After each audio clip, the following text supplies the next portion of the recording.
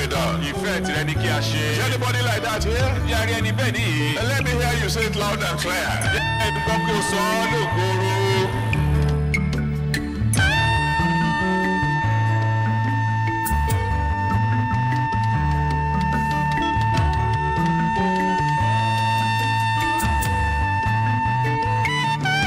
And I decree tonight that every one of you, from now on, you will begin to excel. Amen.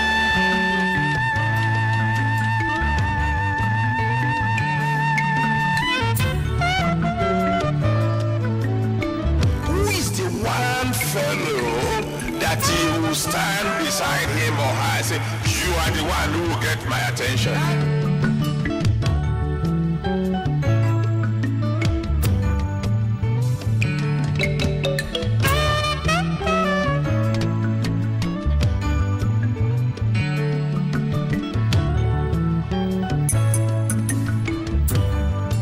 The anointing allows you to enter into overflowing blessings. Redemption Way.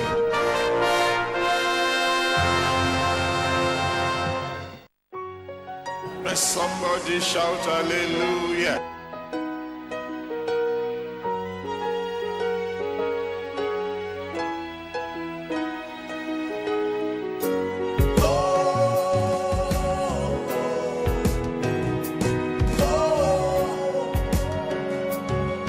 And I welcome you specially to the Open Heavens International Center. I tell you that I had several encounters with God in that house. Let somebody shout hallelujah. The anointing in that house is awesome. Shout hallelujah. Let somebody shout hallelujah. Let somebody shout hallelujah. Let somebody shout hallelujah. Let somebody shout.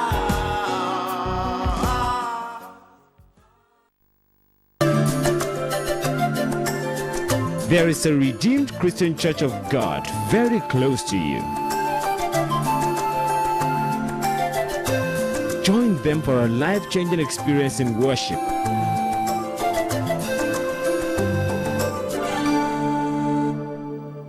One more time, shake hands with your neighbor and tell him, I am going higher. How So- about you? Bá mi bọwọ́ lọ́wọ́ ẹni tí ń bẹ lẹ́gbẹ̀ẹ́ rẹ pé mò ń gòkè lọ o, ìwọ ń kọ́. I'm going higher. What about Èmi ń gòkè you? lọ sí ibi gíga, ìwọ ń kọ́. John chapter 5. Ìjòhánù orí karùn-ún. I want to read to you a story there from verse 2 to 9. Mo wá fẹ́ ka ìtàn kan fún yín láti ẹsẹ̀ kejì sí ìkẹsàn-án. In accordance with our theme, Come Up Higher. Gẹ́gẹ́ bí àkọlé wa fún ìjọ̀dún yìí tí túmọ̀ sí pé gòkè wá sí ibi gíga. John chapter 5, Jòhánù orí karùn-ún verse 2 to 9. ẹsẹ̀ kejì sí ìkẹsàn-án. Now there is at Jerusalem by the sheep market a pool, which is called in the Hebrew tongue Bethesda, having 5 porches. Adágún omi kan sì wà ní Jerúsálẹ́mù létí ibodè àgùntàn tí à ń pè ní Bethsaida ní èdè Hébérù tí ó ní ìloro 5.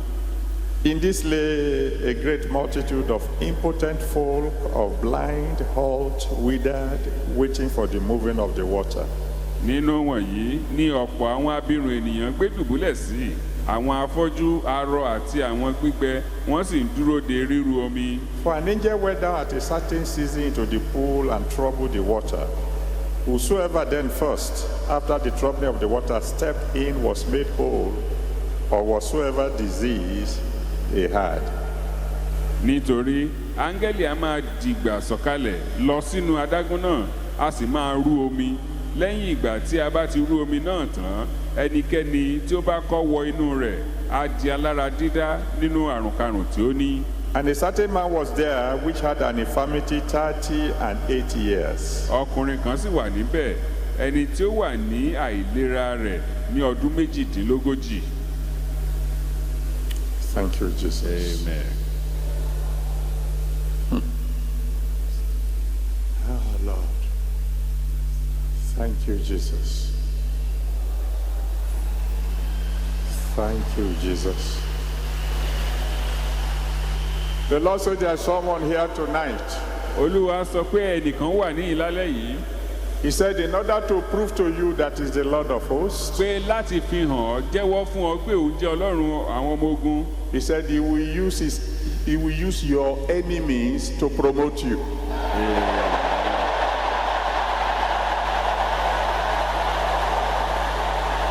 ó ní òun ò lo àwọn ọ̀tá rẹ láti gbé ọ ga. And a certain man was there which had an infirmity 30 and 80 years. ọkùnrin kan sì wà níbẹ̀ ẹni tí ó wà ní àìlera rẹ̀ ní ọdún méjìdínlógójì. When Jesus saw him lie and knew that he had been now a long time in that case, He said unto him, without be made whole. bí jésù ti rí i ní ìdùbúlẹ̀ tí ó sì mọ̀ pé ó pẹ́ tí ó ti wà níbẹ̀ ó wí fún un pé ìwọ fẹ́ kí a mú ọ lára dá bí? The impotent man answered him, Sir, I have no man when the water is troubled to put me into the pool. But while I am coming, another steppeth down before me. abirùn náà dá a lóhùn wípé ọ̀gbẹ́ni èmi kò ní ẹni tí ìbá gbé mi sínú adágún nígbà tí a bá ń rú omi náà bí èmi bá ti ń bọ̀ wá ẹlòmíràn á sọ̀kalẹ̀ sínú rẹ̀ síwájú mi. Jesus saith unto him,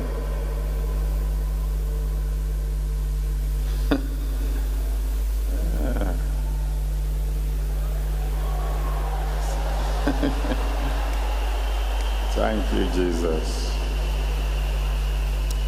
The Lord said there's someone here tonight. olúwa sọ pé ẹnìkan wà ní ìlálẹ́ yìí You had many ambitions, ọ̀pọ̀lọpọ̀ èèyàn hàn ní bẹ lọ́kàn rẹ very great ambitions. ọ̀yàn hàn tó ga tó sì dára But because the way things had gone, ṣùgbọ́n nítorí ìrírí rẹ àtẹ̀yìnwá it looks as if they will never be fulfilled. ńṣe ló dàbí pé àlá náà tí ò wà ní mú wọn ṣẹ. The Lord asked me to tell you, olúwa ní sọ fún ọ leave that to me. pé jọ̀wọ́ ẹ lẹ̀ fún mi.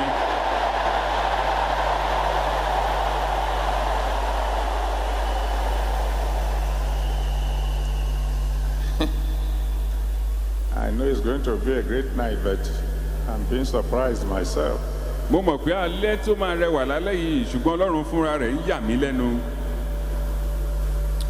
The Lord asked me to tell you, ọlọ́run ní sọ fún ọ He says, tell my children, pé kí n sọ fún àwọn ọmọ mi today we mark the beginning of days for you. pé òní ni yóò jẹ́ ìbẹ̀rẹ̀ àwọn ọjọ́ fún ọ. Thank you, Almighty. Amen. Oh, Jesus said unto him, rise, take up thy bed and walk. jésù wí fún un pé dìde gbé àkéte rẹ̀ kí o sì máa rìn. And immediately the man was made whole and took up his bed and walked. And on the same day was the Sabbath. lọ́gán a sì mú ọkùnrin náà lára dá ó sì gbé àkéte rẹ̀ ó sì ń rìn ọjọ́ náà sì jẹ́ ọjọ́ ìsinmi. There was this man who had been sick for 38 years. ọkùnrin yìí wà tí ó ti ní àrùn ẹ̀gbà fún ọdún méjìdínlógójì. He was lying down helplessly, ó kàn wà nílẹ̀ẹ́lẹ̀ láìsí ìrànlọ́wọ́. waiting for an angel to come. ó ń dúró de ìgbà tí áńgẹ́lì ó wà. The angel had come 38 times. áńgẹ́lì ti wá nígbà méjìdínlógójì. And this man has got nothing out of it ọkùnrin yìí ò sì rí nǹkan mú jáde nínú rẹ̀ because somebody smarter, quicker had robbed him of his success. nítorí ẹnìkan tó jáfáfá jù ú lọ ó ti jù ú ní ìlera rẹ̀. But one day, ṣùgbọ́n lọ́jọ́ kan unexpectedly, láì nírètí his jubilee came. ọdún ìdásílẹ̀ tiẹ̀ dé. Because Jesus walked to him, nítorí Jésù rìn tọ́ lọ looked at him where he was on the ground, ó rí ó wò ó nílẹ̀ lẹ́bi tó sùn sí and said, ó sì wí pé come up higher. dìde gòkè wá sí ibi gíga. And immediately, Lọ́gán the man who had been lying down helpless ẹni tó ti wà nílẹ̀ ẹlẹ̀ láì ní ìrànlọ́wọ́ àti ìrètí jumped up completely whole. ń ṣe ló fò dìde pẹ̀lú ara dídá. Somebody is going higher today in Jesus' name. ẹnìkan ń gòkè lọ sí ibi gíga lónìí lórúkọ Jésù. One of the preachers who had preached before me, ìkan lára àwọn oníwàásù tó ti wàásù ṣáájú mi, I think it was, if I remember correctly, it's my son, Bamdele Studivant from America. arákùnrin wa Bámidélé láti Amẹ́ríkà. He made some very important points that I thought maybe he spied my notes. ó sọ àwọn kókó kan tó ṣe pàtàkì tó fẹ́ẹ̀ jẹ́ kára fún mi bíi pé ń ṣe ló garùn wo ohun tí mo kọ ọ́ lẹ̀. Only I know there's no way he could have done that. ohun tó dá mi lójú ni pé kò sí bó ṣe lè rí. He said, come up higher ó ní wá sí ibi gíga could be either of two things. ó lè jẹ́ ohun kan tàbí méjì. It could be an invitation, ó lè jẹ́ ìpè kó kẹ́nìyàn ó wá. like Jesus said, bí Jésù ti wí pé come to me, all ye that labor and are heavy laden, ẹ wá sọ́dọ̀ mi gbogbo ẹ̀yin tí ń ṣiṣẹ́ tí a sì di ẹrù wúwo lé lórí, and I will give you èmi rest. yóò sì fún yín ní ìsinmi. Or it could be a command, ó sì lè jẹ́ àṣẹ. come up higher. gòkè wá. Just like God said, let there be light, and there was light. gẹ́gẹ́ bí Ọlọ́run ti sọ pé kí ìmọ́lẹ̀ kí ó wà tí ìmọ́lẹ̀ sì wà.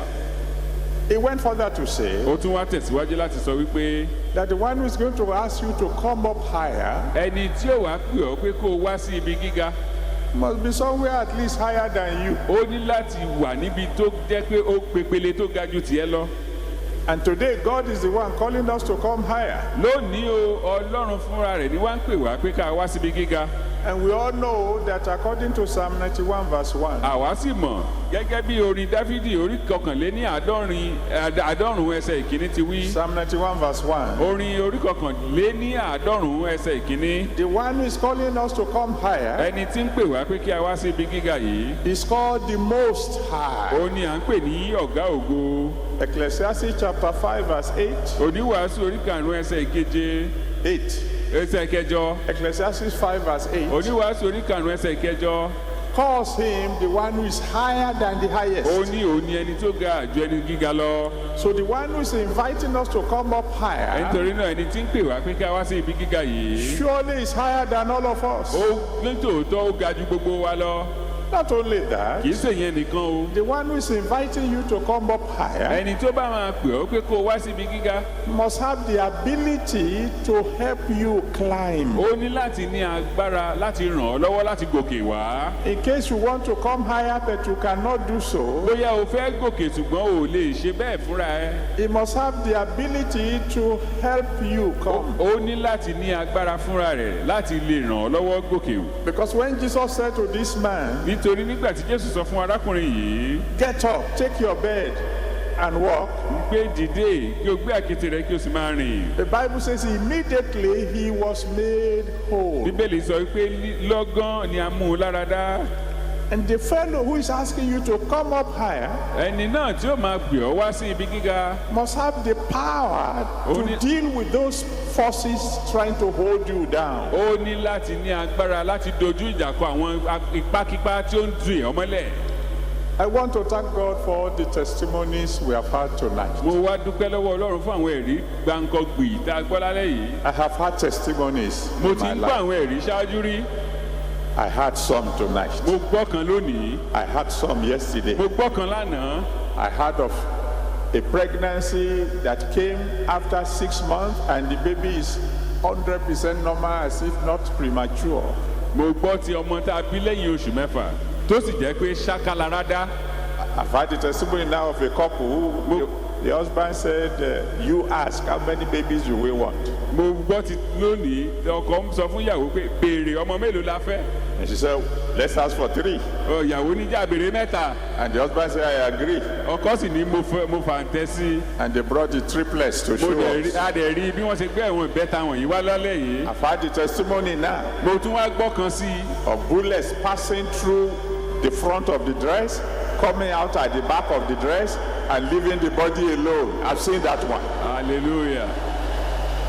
mo gbọ́ ti ọta tó wọlé níwájú lára aṣọ tó jáde lẹ́yìn ṣùgbọ́n tí ò ya ẹni náà tó wọ aṣọ náà lára tí ò pa lára. I'm saying that to say, mo túmọ̀ sí pé the God who is calling you to come up higher ọlọ́run tó ń pè ọ́ pé kó o wá sí ibi gíga yìí is the one who said òun lẹni tó sọ wípé in Jeremiah 32 verse 27. nínú ìwé jeremiah orí kejìlélọ́gbọ̀n ẹsẹ̀ kẹtàdínlọ́gbọ̀n Jeremiah 32 verse 27. jeremiah orí kejìlélọ́gbọ̀n ẹsẹ̀ He said, kẹtàdínlọ́gbọ̀n behold, I'm the God of all flesh. pé èmi ni ọlọ́run gbogbo ẹran ara Is anything too hard for me? nǹkan aṣòro ṣe fún mi bí. So I'm believing God èmi wá ń gba ọlọ́run ń gbọ́ that God who has called you to come up higher ọlọ́run tó ti pè ọ́ pé kó o gòkè wá síbi gíga yìí. will help you to reach the top in Jesus' name. amen. á ràn ọ́ lọ́wọ́ láti dé ibi gíga náà lórúkọ jésù. Of course, if Jesus said to that man, come up higher, tí jésù bá sọ fún ọkùnrin náà pé kó gòkè wá síbi gíga and the man said, I'm not interested, tọkùnrin náà wá ní kò yẹn ò kàn mí o that he wants to remain on the pé ground, ilẹ̀ ẹdun arinlẹ̀ lòún fẹ́ mọ́ ṣe he would have remained on the ground. ìbá wà nílẹ̀ títí bẹ́ẹ̀ láíláí So ni. if you are going to come up higher, tí ìwọ bá wá fẹ́ gòkè wá síbi gíga you must be willing to come up higher. o ní láti fẹ́ láti gòkè lọ síbi gíga yìí. You must obey the one who commands you to come up o ní higher. láti gbọ́ràn sí ẹni náà tó pè ọ́ pé kó o wá síbi gíga lẹ́nu. Because the word of God says nítorí ọ̀rọ̀ ọlọ́run sọ wípé in Isaiah chapter 1 verse 19, ìwé àìsáyà orí kìíní ẹsẹ̀ kọkàndínlógún Isaiah 1 verse 19, àìsáyà orí kìíní ẹsẹ̀ he kọkàndínlógún said, if you are willing and obedient, ó ní tí ìwọ bá fẹ́ tí o sì gbọ́ràn then you shall eat the good of the land. nígbà náà ni ìwọ yóò jẹ ire ilẹ̀ náà.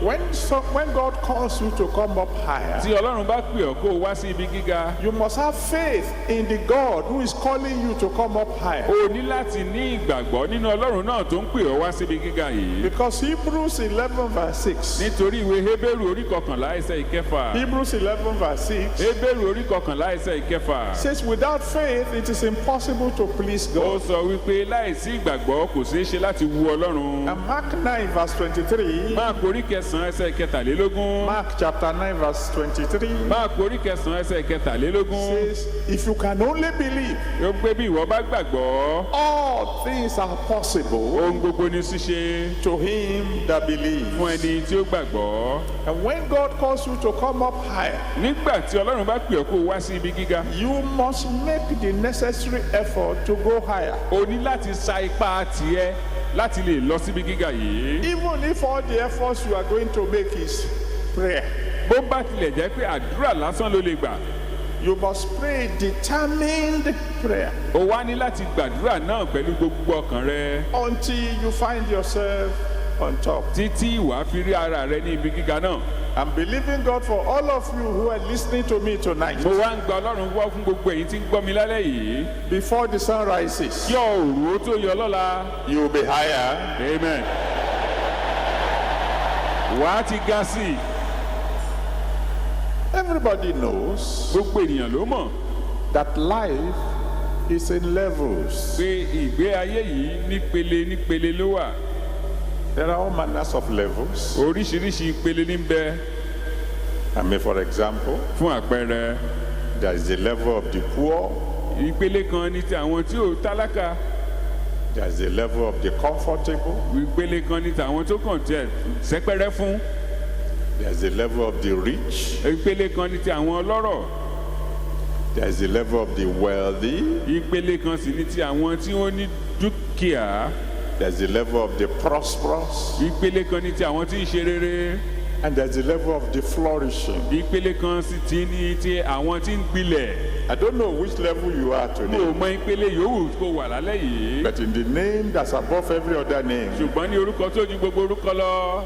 levels will change tonight. Amen.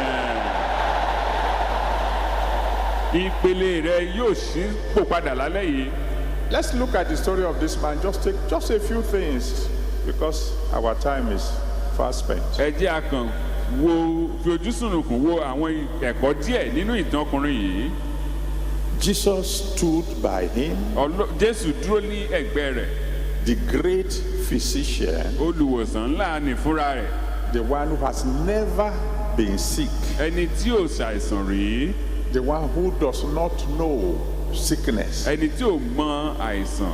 said to this man, Ó sọ fún ọkùnrin yìí, come up higher, gòkè wá sí ibi gíga. come out of sickness. Jáde kúrò nínú ipò àìsàn. I want to appeal to you tonight Mo wá fẹ́ rọ gbogbo yín lálẹ́ yìí that you put yourself in the same position as this man. kó o fi ara rẹ sí ipò tọkùnrin yìí wà. Because if you read the story if you listen to me carefully when I was reading the story to Tí o you, bá tẹ́tí léko nígbà tí mò ń ka ìtàn yẹn dáadáa, the name of the man was not mentioned. a ò tiẹ̀ dárúkọ ẹ̀. In other words, Èyí túmọ̀ sí pé the man could be Adeboye. ó lè jẹ́ pé Adébóyè Adépìtàn ni wọ́n ń sọ nípa rẹ̀. So God is saying to Adeboye tonight, Ọlọ́run wá ń sọ fún Adébóyè lálẹ́ yìí, come out of sickness. jáde kúrò nínú àìsàn. Is there anyone here that is sick tonight? Ǹjẹ́ arẹ́nikẹ́ni tó wà ní ipò àìsàn lálẹ́ yìí? In the name that is above every other Ní name, orúkọ tó ju gbogbo orúkọ lọ. you will come out of sickness in Jesus' name. Wà á jáde kúrò ní ipò àìsàn lálẹ́ yìí lórúkọ Jésù. Now there are levels when we are talking about health. Nípa ti ìlera, ìpele oríṣiríṣi náà ní tó ń bẹ. There's the level of the sick. Ìpele kan ní tàwọn aláìsàn. There's the level of those who are being healed. Ìpele kan ní ti àwọn tí a ti mú lára dá. There's the level of those who are healthy. Ìpele kan ní ti àwọn tí ara wọn le. There are some people who don't even know what is called headache. Àwọn kan ń bẹ tí wọn ò tiẹ̀ mọ tí ẹ̀fọ́rí ń jẹ́. And then there is the level of those, if they touch you at all, you will be healed. Ìpele kan náà ní titi àwọn tó jẹ́ pé bí wọ́n bá fọwọ́ kàn ọ́ lásán ara rẹ̀ ó yá. They have the healing touch. Wọ́n ní ìwòsàn nínú ọwọ́ wọn. They're not just healthy, Kì í ṣe pé ara wọn le nìkan ni. they carry the healing virtue. Ṣùgbọ́n o, wọ́n ní oore ọ̀fẹ́ láti wo nísàn. So even if you are not sick Bí ara rẹ̀ ò tí bí o bá jẹ́ pé ò tiẹ̀ ṣàìsàn and you are healthy, tí ara rẹ̀ le, you can go higher. o tún lè gòkè lọ síbi You can gíga. get to that level where whoever you shake hand with will receive healing. O lè dé ibi kò tó jẹ́ pé gbogbo ẹni tí o bá bọwọ́ lọ́wọ́ rẹ̀ pátá ni yóò gba ìwòsàn. We just finished our American convention, A ṣẹ̀ṣẹ̀ parí àjọ̀dún wa ní ìlú Amẹ́ríkà láìpẹ́ yìí. and one of the testimonies there Ìkan lára àwọn ẹ̀rí ibẹ̀ was that last year ò ní pé lọ́dún tó kọjá some people came for prayers, àwọn kan wá fún àdúrà and because there were many, nítorí pé wọ́n pọ̀. I just prayed for all of them, Mo kàn gbàdúrà fún gbogbo wọn, and then they moved out. wọ́n wá ń jáde lọ. After I finished praying for them, Lẹ́yìn tí mo gbàdúrà fún wọn tán, I got up to go elsewhere. mo wá fẹ́ jáde láti máa lọ bòmíì. As I was walking by, Bí mo ṣe ń lọ, the Spirit just directed me towards one man, ọkùnrin kan ẹ̀mí Ọlọ́run sì ní kí n lọ bá ọkùnrin kan. and I greeted him and shook hands with him, Mo kàn kí mo sì bọ́ lọ́wọ́, and I left. mo dẹ̀ lọ. I didn't know his problem, N ò mọ ìṣòro tí ń là kọjá, but he came with cancer. ṣùgbọ́n o àrùn jẹjẹrẹ ló gbé wá. I shook hands with him. Mo kàn bọ́ lọ́wọ́ ni. He returned this year Ó padà wá lọ́dún yìí to come and give his testimony láti wá jẹ́rìí rẹ̀ that the cancer disappeared. pé àrùn jẹjẹrẹ pòórá. I pray for all of you who are listening to me. Mo wá gbàdúrà fún gbogbo yín tí That gbọ́ mi. sickness, Àìsàn ni, that disease, àrùn that ni. the doctor says is incurable. Èyí tí àwọn dókítà ní kò gbóògùn ni. Next month, Lóṣù yìí, next month, oṣù tó ń bọ̀, you will testify wà á jẹ́rìí that your sickness disappeared. wípé àìsàn tiẹ̀ ó pòórá. You better say amen loud and clear. Jẹ́ kí àmì tiẹ̀ kó rinlẹ̀. So there's a level of the healing touch. bẹ́ẹ̀ sì ni ìpele ń bẹ nípa ti ìgbọ́wọ́lé ìwòsàn. And then there's the level of the healing handkerchiefs. bẹ́ẹ̀ sì ni ìpele ní ti àwọn aṣọ ìnùjú tí ń wo ní sàn. Acts chapter 19, Iṣẹ́ àpọ́sítélì orí kọkàndínlógún verses 11 and 12. ẹsẹ̀ kọkànlá àti kejìlá. Acts 19, 11 and 12. Iṣẹ́ àpọ́sítélì orí kọkàndínlógún ẹsẹ̀ kọkànlá àti kejìlá. Tells us that from the body of Paul, sọ fún wa pé láti ara Pọ́ọ̀lù handkerchiefs and aprons aṣọ ìnùjú were taken to the sick, láti mú lọ bá àwọn aláìsàn. and they were healed. bẹ́ẹ̀ sì ni a mú wọn lára dá. And devils departed from them. ẹ̀mí èṣù sì sá fún wọn. That is a level. ìpele kan tún rèé. You can move to that level. ìwọ náà lè dé ìpele tí à ń sọ yìí. And then, of course, there is the level of the healing voice. bẹ́ẹ̀ sì ni ìpele kan tún bẹ tó jẹ́ pé ohùn lásán ní wo ní sàn. You just speak the word, wàá kàn sọ̀rọ̀ náà ni. and healing takes place. ìwòsàn á sì ṣẹlẹ̀ lọ́gán. There are many testimonies to that effect. ọ̀pọ̀lọpọ̀ ẹ̀rí ní ń bẹ fún àwọn eléyìí. I can tell you mo lè sọ fún many, wọn. but I want you to be the next one to testify ṣùgbọ́n mo á fẹ́ kó jẹ́ ìwọ gan-an ni wàá jẹ́ ẹni tó máa jẹ́rìí lẹ́ẹ̀kan. that in the name that's above every other name, pé ní orúkọ tó ju gbogbo orúkọ lọ. even as you are hearing me now, pé bí o ti ń gbọ́ mi lálẹ́ yìí. be healed in Jesus' name. gba ìwòsàn rẹ lórúkọ Jésù. And then you can move from the healing voice o tún wá lè gòkè láti ìpele tí ohùn tí ń wo ni sàn to the healing shadow.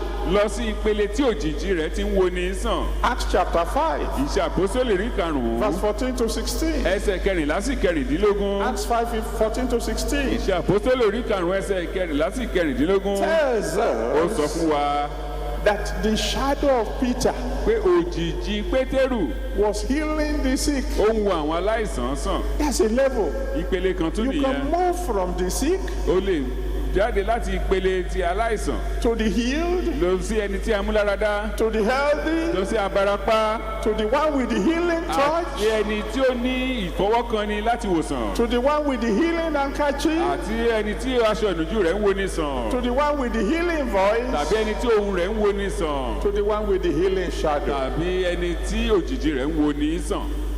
Which level do you want? ìpele èwo ló fẹ́? Because God is calling you to come up higher. nítorí Ọlọ́run ń pè ọ́ pé kí o gòkè wá sí ibi gíga. Now this man, lálẹ́ yìí this man ọkùnrin yìí have been sick for 38 years. ọdún méjìdínlógójì ló ti ṣàìsàn.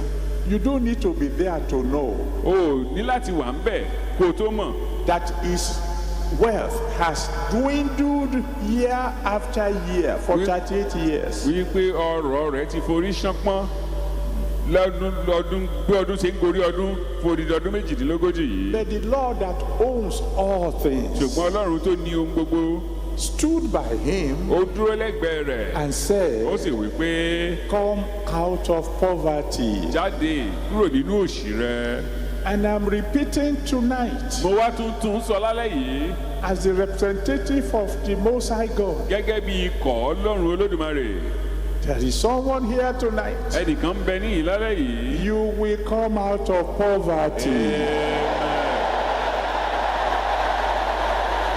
wàá jáde nínú òṣì rẹ. I've already told you mo ti sọ ṣáájú that there are levels. pé ìpele sípele ní ń bẹ. The poor, àwọn òtòṣì the rich. àti ọlọ́rọ̀. No, the poor, the comfortable. aláìní àti ẹni tó sẹ́pẹ́rẹ́ fún. Then the rich. àti àwọn ọlọ́rọ̀. Rich people are those who save money. àwọn ọlọ́rọ̀ làwọn tó jẹ́ pé wọ́n ní àjẹtán àti àjẹṣẹ́kù. The wealthy. àti àwọn tí ó lọ́rọ̀ gidigidi. The wealthy are those who put money in fixed deposit. àwọn tó jẹ́ pé ibi tí owó ti ń ṣiṣẹ́ fún wọn ni wọ́n ń fowó wọn sí. They just give you 100 million and they say, keep it for 3 years. I'll come and collect it later. wọ́n á fún ọ ní mílíọ̀nù bí ọ̀nà ọgọ́rùn-ún wá ní sáà máa fi ṣòwò lẹ́yìn ọdún mẹ́ta máa padà wá gbà á àti èlé orí ẹ̀. And then there are those who are prosperous. àti àwọn kan sì ń bẹ tó jẹ́ pé wọ́n ti ṣe rere. And there are those who are flourishing. àwọn kan ń bẹ tó jẹ́ pé wọ́n ti ń gbilẹ̀. There are those who lend to nations. àwọn kan ń bẹ tí wọ́n sì ń wín orílẹ̀-èdè. I pray for someone here tonight. mo wá gbàdúrà fún ẹnìkan ní ìlálẹ́ yìí. Even if you are poor right now, bó tilẹ̀ jẹ́ pé nísinsìnyí o one day, aláìní ni ọlọ́jọ́ kan very soon, láìpẹ́. you'll be lending to nations. Amen. ìwọ náà yóò máa wín orílẹ̀-èdè. When we read about somebody like Solomon, tí a bá kà nípa ọkùnrin tí a ń pè ní Sólómọ́nì nì in 2 Chronicles chapter 1, ní kúrónìkà kejì orí kìíní verse 15. ẹsẹ̀ kẹẹ̀ẹ́dógún. 2 Chronicles chapter 1, verse 15. kúrónìkà kejì orí kìíní ẹsẹ̀ kẹẹ̀ẹ́dógún. A man who treated silver like ordinary stones. ẹni tí ó ń ná bàbà bí òkúta lásán. That's some kind of money. ọrọ̀ kan nìyẹn. And I know there are people here tonight. èmi sì mọ̀ pé àwọn kan ń bẹ ní ìlálẹ́ yìí. It's not that they want money just for the fun of it. kì í ṣe pé wọ́n kàn fẹ́ lówó lásán ni fún láti máa gbéraga káàkiri. They want to do the work of God. wọ́n fẹ́ fi ṣiṣẹ́ olúwa ni. There are people who want to build churches. àárẹ̀ àwọn tí wọ́n fẹ́ kọ́ ilé ìjọsìn ńlá. We need a new auditorium a nílò gbọ̀ngàn tuntun. because those who are outside the auditorium now are almost more than those who are inside. nítorí àwọn tí ń bẹ níta bá a ṣe ń sọ̀rọ̀ yìí wọ́n fẹ́ ju àwọn tó wà ní ilé lọ. Thank God it is not raining, a dúpẹ́ pé òjò máa rọ o. so we need a bigger auditorium. a nílò gbọ̀ngàn tó tún ga jẹ léyìí lọ. May I prophesy to someone here tonight jẹ́ n sọ tẹ́lẹ̀ fún ẹnìkan ní ìlálẹ́ yìí. that in the name that's above every other name, pé ní orúkọ tó ju gbogbo orúkọ lọ. you'll be one of the 10 that will build a new auditorium. wà á jẹ́ ọ̀kan nínú àwọn mẹ́wàá tí yóò kọ́ gbọ̀ngàn tuntun náà. The reason I say one of the 10 is because I have to include myself èyí tí mo fi sọ pé ọ̀kan nínú àwọn mẹ́wàá ni pé mo ní láti jẹ́ ọ̀kan nínú wọn. and my wife àti ìyàwó mi and one or two of my friends, bóyá méjì nínú àwọn ọ̀rẹ́ mi náà. and so that the rest of you can struggle for the remaining number. ẹ̀yin tó kù ẹ wá lè làkàkà láti jẹ́ lára wa láti darapọ̀ mọ́ wa. I decree mo pa á láṣẹ ni in the name that's above every other name, ní orúkọ náà tó ju gbogbo orúkọ lọ. none of you will die poor.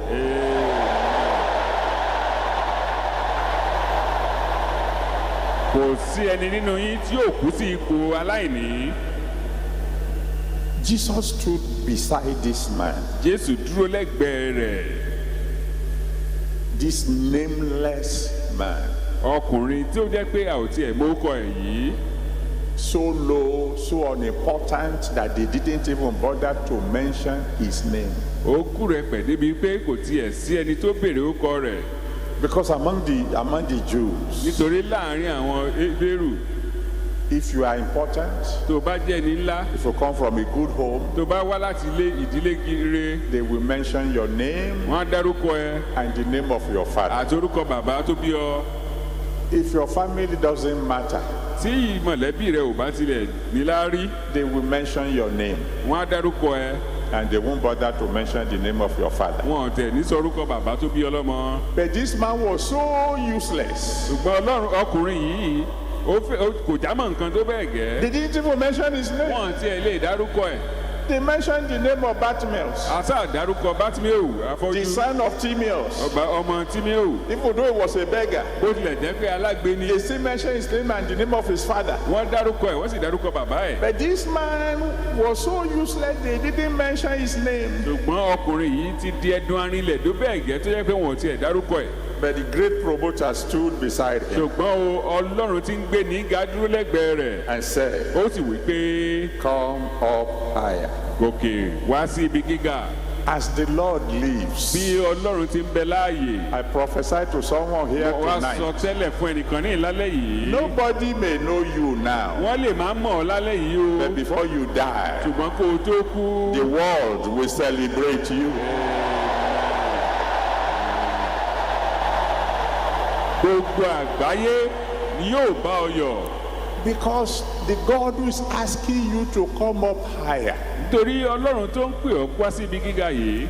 is the one who picked Abraham, òun lẹni tó mú Ábúráhámù jáde. who is completely unknown tẹni tí a ò mọ̀. until God intervened títí ọlọ́run fi dá sí ọ̀rọ̀ ẹ̀ in Genesis 12, ní Genesis orí ìkejìlá verse 1 to 3. ẹsẹ̀ kìíní sí ìkẹta Genesis 12, verse 1 to 3. Genesis orí ìkejìlá ẹsẹ̀ kìíní sí ìkẹta God just said to Abraham, ọlọ́run kàn sọ fún Ábúráhámù the son of an idol worshiper, ọmọ abọ̀rìṣà unknown, tí ò sẹ́ni tó mọ̀ and said to him, ó sọ fún wípé I have decided to have mercy on you. mo wá ti pinnu láti ṣàánú fún ọ I will bless you. màá bùkún fún ọ I will make you great. màá sọ ọ́ di ńlá I will make your name great. màá sọ orúkọ rẹ di ńlá I will turn you to a blessing. màá sì wá sọ ọ́ di I will ìbùkún bless those who bless you. àwọn tó bá kù bùkún fún I ọ will màá curse bùkún those fún who ọ curse you. àwọn tó bá gbé ọ rí màá fi wọ́n rí Through you shall all the nations of the earth be blessed. nípa rẹ sì ni gbogbo àgbáyé yóò di ẹni ìbùkún. The God of Abraham is here tonight. ọlọ́run Ábúráhámù ní bẹ ní ìlálẹ́ yìí And he's going to come to somebody amen yóò sì tọ̀ ẹnìkan wá and say, you. pé ìyá sọ pé ìwọ Nobody knows you now. wọ́n lè má mọ̀ ọ́ nísinsìnyí Nobody knows your father. wọ́n lè má mọ̀ bàbá tó bí ọlọ́mọ You don't matter. wọn ò tiẹ̀ jámọ́ nǹkan kan You don't count. wọn ò jámọ́ nǹkan kan But ṣùgbọ́n by this time next year, níwòyí àmọ́dún the world will already be celebrating you. gbogbo ayé yóò sì máa gbórúkọ rẹ. If you are the one, say, it is me, oh Lord. ló bá jẹ́ wọ́n ti sọ pé èmi ni Olúwa. When we talk about greatness, tí a bá ń sọ nípa ti títóbi there are levels. ìpele sípele ní bẹ bákan náà. Abraham was great. Abrahamu jẹ́ ẹni ńlá His son was very great. ọmọ rẹ̀ jẹ́ ẹni ńlá gidigidi His grandson was exceedingly great. ṣùgbọ́n ọmọ rẹ̀ ó di ẹni ńlá lọ́pọ̀lọpọ̀. There are levels of greatness. ìpele sípele ní bẹ nípa títóbi àti dídi ńlá. You may be great already. ó lè jẹ́ ẹni ńlá bákan náà nísinsìnyí. God is saying, come up higher. Ọlọ́run wá ń sọ pé gòkè wá sí ibi gíga. Let's make you very great. Ga wá sọ ẹ́ di ẹni ńlá gidigidi. You may be very great already. ó lè jẹ́ ẹni ńlá gidigidi nísinsìnyí. God is saying, come up higher. Ọlọ́run tún wá ń pè ọ́ wá síbi gíga. Let's make you exceedingly great. kí a wá sọ ọ́ di ẹni ńlá lọ́pọ̀lọpọ̀. Thank you, Father. The Lord said there's someone here tonight. Olúwa sọ pé ẹnìkan bẹ ní ìlálẹ́ yìí. He said a member of your family is already in the mouth of the lion. Gbogbo ìkan lára àwọn mọ̀lẹ́bí rẹ kìnìún ti ayé ti gbé hánu. He said, I will rescue him. Ó ní òun ò jagbà. Ọlọ́run ní òun ò já ẹni náà gbà. The Lord said there's someone here tonight. Olúwa sọ pé ẹnìkan bẹ ní ìlálẹ́ yìí. He said you have known joy before, Nígbà kan àná rí o ti mọ ohun tí à ń pè láyọ̀. but it was for a brief moment. Ṣùgbọ́n ó kàn lérèfé ni. He asked me to tell you, Ó wá ní sọ fún ọ. the joy I'm about to give you will last forever. Amen. Ayọ̀ tó ń fẹ́ fún ọ yìí bàǹtálẹ́ ló máa jẹ́. Thank you, Father. Amen. The Lord said there's someone here who has boys, several boys in your Any- private part. Olúwa sọ pé nìkan bẹ níyì tó ní eéwo káàkiri gbogbo ara rẹ̀ Níbi abẹ́. níbi abẹ́ ẹ̀. And they've just refused to heal. Eéwo yìí kàn kọ̀ kò san ni. The Lord asked me to tell you, Olúwa ní sọ fún ọ.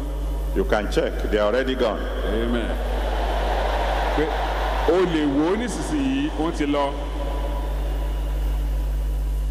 Thank you, Father. Amen. The Lord said there's someone here tonight. Olúwa sọ pé nìkan wà ní ìlálẹ́ yìí. He said a major breakthrough slipped through your hand. Wípé ó kù díẹ̀ kí àlùyọ ńlá ó bá ọ lọ́wọ́ kó tẹ̀ ọ lọ́wọ́ ó sì fò lọ. The Lord asked me to tell you, Olúwa ní wá sọ fún ọ. I will give you a bigger one. Pé òun ò fún ọ ní èyí tó tóbi jù yẹn lọ. Oh, Hallelujah. amen and amen. Occasionally, he says something that is so sweet. I want to take it first before I tell you. lẹ́ẹ̀kọ̀ọ̀kan ọlọ́run á sọ àwọn tó jẹ́ pé ó rẹwà tó jẹ́ gẹ́gẹ́ pé màá kọ́kọ́ gbà wọ́n fúnra mi kí n tó sọ fún ọ. The Lord said there's someone listening to me right now. olúwa ní èèyàn kan ń bẹ nísinsìnyí tó ń gbọ́ mi bí mo ṣe ń sọ̀rọ̀ yìí. He said, in your desert, a spring will bubble up. pé ní aṣálẹ̀ rẹ orísun omi kan yóò fò jáde. And it will rapidly become a big river. pé ní kánkán ní wàràǹsẹ̀sà yóò di odò ní ńlá tí ń sàn. Oh Lord. Amen and amen. amen. Daddy says there's someone here tonight.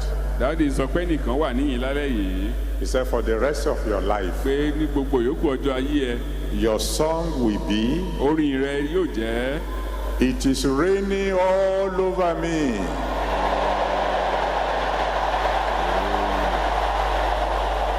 ọ̀wàrà òjò ló ń rọ̀ yí mi ká. So the Lord stood beside this helpless man. jésù olúwa dúró lẹ́gbẹ̀ẹ́ ọkùnrin tí ò nírànlọ́wọ́ yìí. The help of the helpless stood beside this helpless man. ìrànwọ́ aláìnírànwọ́ ó dúró lẹ́gbẹ̀ẹ́ rẹ̀. Because this man said, I have nobody ọkùnrin yìí sọ to pé help me. n ò lẹ́ni tó lè ràn mí lọ́wọ́ kò sẹ́nìkan. And said to him, come up higher. jésù wá sọ fún un pé gòkè wá sí ibi gíga. There's nobody to help you, but the help of the helpless has come. kò sẹ́ni tó lè ràn ọ́ lọ́wọ́ ṣùgbọ́n ìrànlọ́wọ́ aláìnírànwọ́ ó ń gbé ọ pé kó wá sókè. Let's change your level jẹ́ àyí ìpele tó wà yẹn padà. from failure to success, kúrò láti orí ẹni ìjákulẹ̀ lọ sí ẹni tí ń ṣe àṣeyọrí. from success to great success, ẹni tó ń ṣe àṣeyọrí ju ẹni sí ẹni tó ń ṣe àṣeyọrí gidigidi. from great success to frightening success. ẹni tó ń ṣe àṣeyọrí gidigidi sí ẹni tí ó ń ṣe àṣeyọrí tí ń dẹ́rù bà ni. You know, it is possible for God to make you so successful, you become afraid. ó mọ̀ wípé ó ṣeé ṣe kí ọlọ́run mú ọ ṣe àṣeyọrí àti àlùyọ tó jẹ́ pé yóò dẹ́rù bà ìwọ gan. Read Luke chapter 5, wo ìwé luke orí karùn-ún verse 1 to 11. ẹsẹ̀ kìíní sí ìkọkànlá. Luke 5, verse 1 to 11. luke orí karùn-ún ẹsẹ̀ kìíní sí ìkọkànlá. Peter fished all night, pétérù pẹja ní gbogbo òru caught nothing. kò rí nǹkan kan pa. Jesus stepped into his boat, jésù wọnú akọ ayọ́kẹ́lẹ́ rẹ̀. told him where to throw the net. ó wá sọ fún ibi tó yẹ kó ju àwọn sí. He did. ó lọ ó ṣe bẹ́ẹ̀. Caught so much fish, ẹja tó rí kó pọ̀ tó bẹ́ẹ̀ gẹ́. 2 boats began to sink. ọkọ̀ ojú omi méjì bẹ̀rẹ̀ sí ní rì. He became afraid. ẹ̀rù bà á gidigidi. He became afraid. ẹ̀rù bà á. You know, once in a while, God will give you a miracle, yóò mọ̀ pé lẹ́ẹ̀kọ̀ọ̀kan ọlọ́run á fún ọ ní àwọn iṣẹ́ ìyanu kan. and you will think you are dreaming. wàá rò pé àlá ló ńlá. I decree tonight mo wá pàṣẹ ní alẹ́ yìí that the next time you are sharing your testimony, pé níwọ̀n ìgbà míì tí wàá tún wá máa jẹ́rìí rẹ you will tell everybody wàá sọ fún gbogbo ènìyàn. that 3 days after the miracle happened, lẹ́jọ́ mẹ́ta lẹ́yìn tí iṣẹ́ ìyanu náà ti tẹ̀ ọ́ you lọ́wọ́ still tán thought you were dreaming. ó ìròpá àlá ló ńlá. Amen. So shall it be in Jesus' name. bẹ́ẹ̀ ló máa rí lórúkọ jésù. But not only was this man helpless, kì í ṣe pé ẹni yìí kò ní ìrànlọ́wọ́ nìkan ni. this man said, ọkùnrin yìí wí pé for 38 years, fún ọdún méjìdínlógójì as I was moving towards my destiny, kí n tó rápálá wọnú àyànmọ́ mi 38 different people àwọn ènìyàn ọ̀tọ̀ọ̀tọ̀ méjìdínlógójì stole my miracle. ni wọ́n ti jí iṣẹ́ ìyanu mi gbà mọ́ mi lọ́wọ́. Before I could get there, kí n tó débẹ̀ somebody had taken it. ẹni míì á ti jagbà lọ. And the Lord of hosts said, olúwa àwọn ọmọ ogun wá wípé come up higher, máa gòkè bọ̀ wá síbi gíga no more defeat. kò sí àlùbọ́lẹ̀ mọ́. I pray for you tonight mo wá gbàdúrà fún ọ lálẹ́ yìí that the Lord of hosts bí olúwa àwọn ọmọ ogun will arise for you. Amen. Yóò dìde fún ọ. Because it's just that we don't have the time. I could have shown you that we have levels of victories. Ó kàn jẹ́ pé àkókò ìgbà wa ni bá fi hàn yín pé ìpele sípele ìṣẹ́gun ní ń bẹ. We have victory. A ní ìṣẹ́gun. We have great victory. A rí ìṣẹ́gun ńlá. We have victory without a fight. A rí ìṣẹ́gun tó jẹ́ pé àyàn ṣẹ́gun láì tiẹ̀ jà. We have a victory that will frighten the victor. A rí ìṣẹ́gun tí ń dẹ́rù bà ẹni tó ṣẹ́gun gan. God will fight for you. Amen. Ògbèjà oníjàjà kẹrù obo oníjà yóò jà fún ọ. Amen. Amen.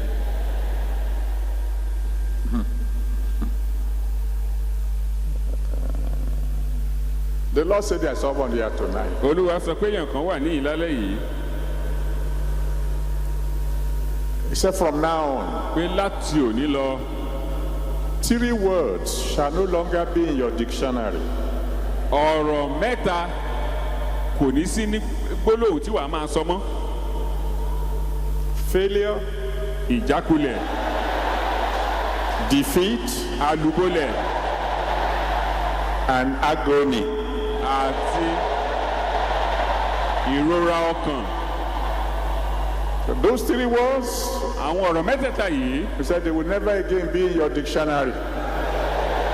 wọn ò ní tẹnu ẹ jáde mọ́.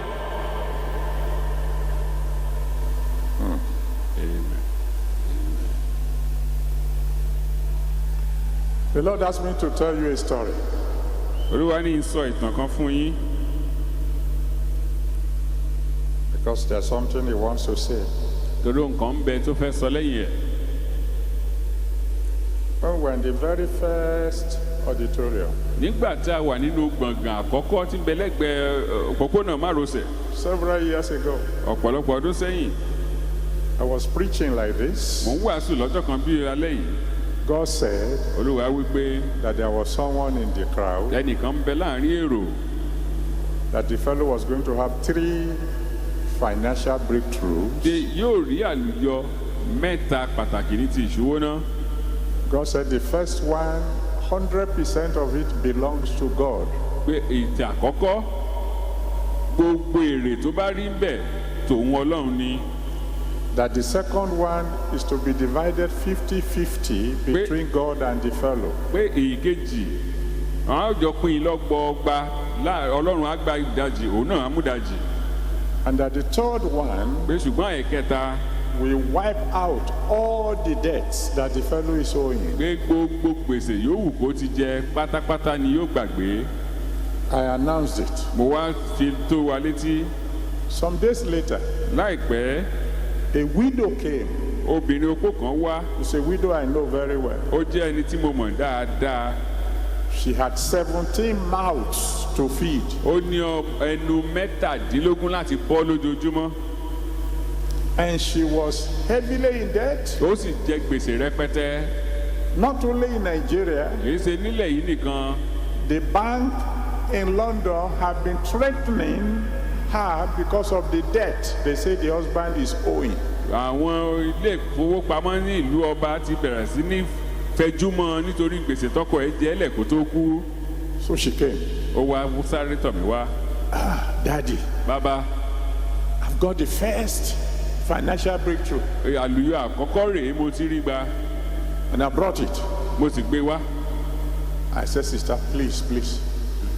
I know you. Pé òwò arábìnrin bíi tiẹ̀ kọ́ ni Ọlọ́run sọ, mo mọ̀ ọ́ dáadáa. I know your problem. Mo mọ àwọn ìṣòro tó ń là kọjá. If I have money, I will give you, not take from you. Bí n bá lówó, màá fún ọ ní kì í ṣe pé màá tún gba tiẹ̀. She looked at me and said, Ó wá wò mí, ó sọ wípé I thought you are my friend. mo rò pọ́rẹ́ mi ni ọ́. God said there will be 3 breakthroughs. Ọlọ́run sọ pé àlùyọ mẹ́ta ń bọ̀. I've got the first one. Mo ti rí tàkọ́kọ́ gbà. You don't want the second and third to come? Ó wá fẹ́ dènà ìkejì àti kẹta níbí. I said, all right, all right. Mo wá ní ó dáa o. I took the money from her. Mo wá gbọ́ ọrẹ náà. I kept it. mo fi pamọ́ síbi kan n ò ná o. God bless the preacher who has no faith. Ọlọ́run á dáríjì oníwàásù tí ò ní gbàgbọ́. I said I will wait until the second and third come. mo wá ní màá dúró títí kejì àti kẹta fi máa dé. Very soon she came.